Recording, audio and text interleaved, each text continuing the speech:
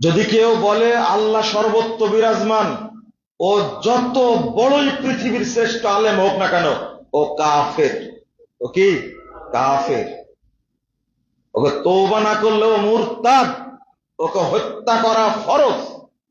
এত খারাপ আকীদা, যেটা ইহুদি খ্রিস্টানরা কাফেররাও করতো না, যেটা বাংলাদেশের বড় বড় আলেম করে, যারা দাওরা পাস, যারা হাটহাজারি পাস, যারা দেওবন্দ পাস, তারাই এই আকীদা পোষণ করে।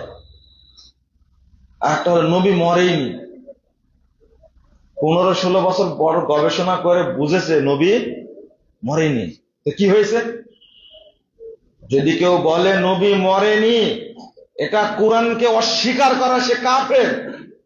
যদি কেউ বলে নবী গায়েব জানতেন, সে কাফের।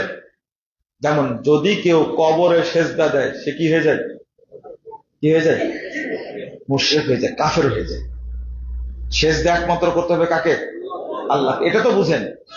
সেম, যদি আল্লাহ সম্পর্কে যদি কুধারণা করে কেউ, আল্লাহ সম্পর্কে কুধারণা করা যাবে না, এই যে ভুল ধারণা। যারা সমাজের,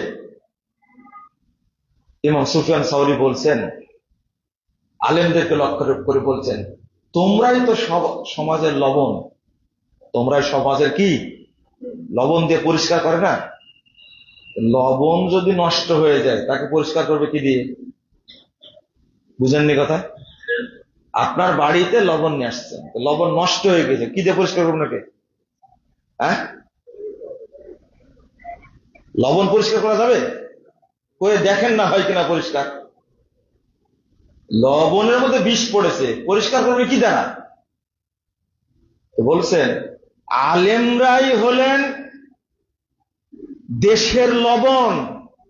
হে আলেমরা, তোমরা যদি নষ্ট হয়ে যাও, তাহলে দেশকে সংস্কার করবে কে?